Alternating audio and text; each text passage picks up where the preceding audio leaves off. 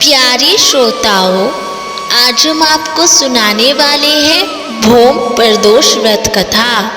और भोम प्रदोष व्रत कथा के साथ हम आपको ये भी बताएंगे कि आपको प्रदोष व्रत में पूजा किस प्रकार करनी है। प्रदोष व्रत की पूजा विधि क्या होती है ये हम आपको बताने वाले हैं। सबसे पहले हम आपको भोम प्रदोष व्रत कथा सुनाएंगे, इसलिए इस कथा को ध्यान से सुने, बीच में ना छोड़े। हर माह के शुक्ल और कृष्ण पक्ष की त्रयोदशी तिथि को प्रदोष तिथि का व्रत किया जाता है। और प्रदोष व्रत की तिथि जब मंगलवार को आती है तब उसे भोम प्रदोष व्रत के नाम से जाना जाता है। भोम प्रदोष व्रत में कथा सुनना व कहना बहुत ही पुण्यदायी माना जाता है और इस कथा से पूजा भी पूरी होती है। मान्यता है कि भोम प्रदोष व्रत की कथा सुनने व कहने से देवों के देव महादेव का आशीर्वाद प्राप्त होता है और आर्थिक परेशानियों से मुक्ति भी मिलती है।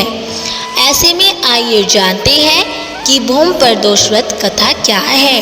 बोलो भगवान शिव की जय हो। सूत जी बोले कि मैं तुम्हें मंगल त्रयोदशी प्रदोष व्रत का विधि विधान कहता हूँ। मंगलवार का दिन व्याधियों का नाशक है और इस व्रत में एक समय व्रती को गेहूं और गुड़ का भोजन करना चाहिए। इस व्रत के करने से मनुष्य सभी पापों व रोगों से मुक्त हो जाता है और इसमें किसी प्रकार का संशय नहीं है। अब मैं आपको उस बुढ़िया की कथा सुनाता हूँ जिसने यह व्रत किया था। वह मोक्ष को प्राप्त हुई थी। अत्यंत प्राचीन काल की घटना है।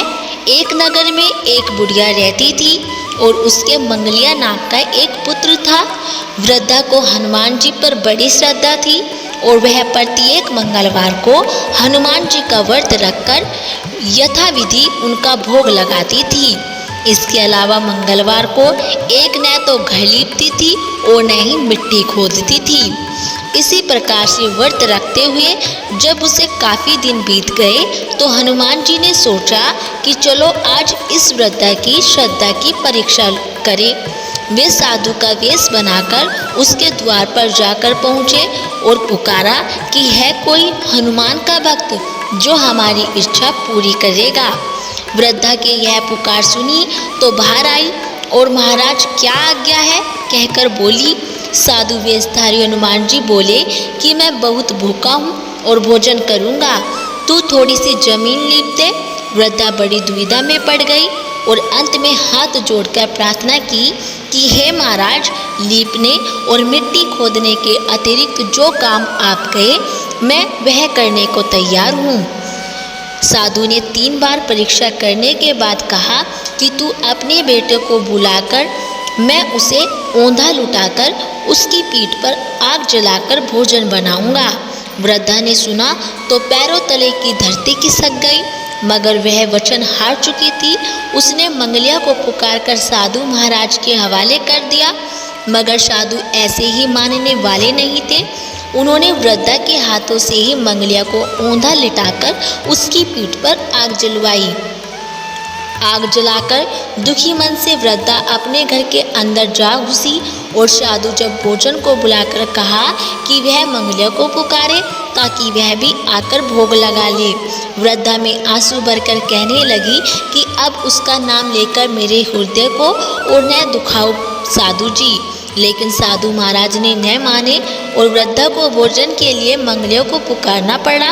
पुकारने की देर थी कि मंगलिया बाहर से हंसता हुआ घर में दौड़ा आया और मंगलिया को जीता जागता देखकर वृद्धा को सुखद आश्चर्य हुआ और वह साधु महाराज के चरणों में गिर पड़ी।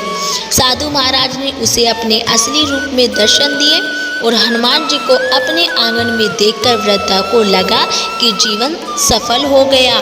बोलो भगवान हनुमान जी की जय हो। बोलो भगवान शिव की जय हो। तो दोस्तों, ये थी भोम प्रदोष व्रत कथा। अब जान लेते हैं कि प्रदोष व्रत की पूजा विधि क्या होती है। प्रदोष व्रत में सुबह जल्दी उठकर स्नान करना चाहिए और व्रत का संकल्प लेना चाहिए कि मैं आज प्रदोष व्रत कर रहा हूँ या फिर कर रही हूँ।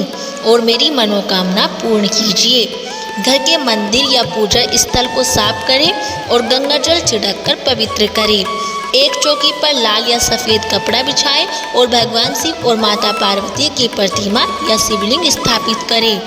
पूजा के लिए आवश्यक सामग्री जैसे धूप, दीप, नैवेद्य, अक्षत, चंदन, अबीर, गुलाल, पुष्प, बेलपत्र, धतूरा, शमीपत्र, जनेऊ और जल का पात्र आदि एकत्रित कर लें और शिवलिंग या मूर्ति पर गंगा जल, दूध, दही, घी आदि चढ़ाएं।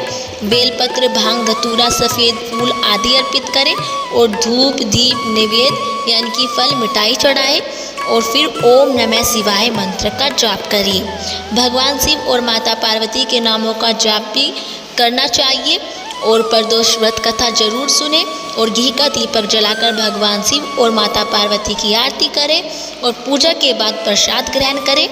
प्रदोष काल यानी शाम के समय में पूजा करनी विशेष फलदायी मानी जाती है।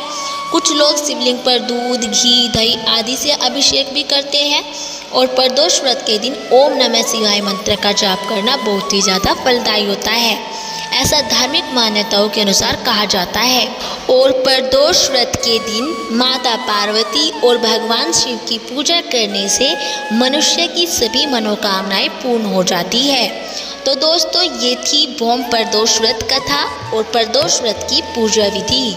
यदि आपको हमारी ये वीडियो पसंद आई हो तो प्लीज़ हमारी वीडियो को लाइक करें और चैनल को सब्सक्राइब करना ना भूलें।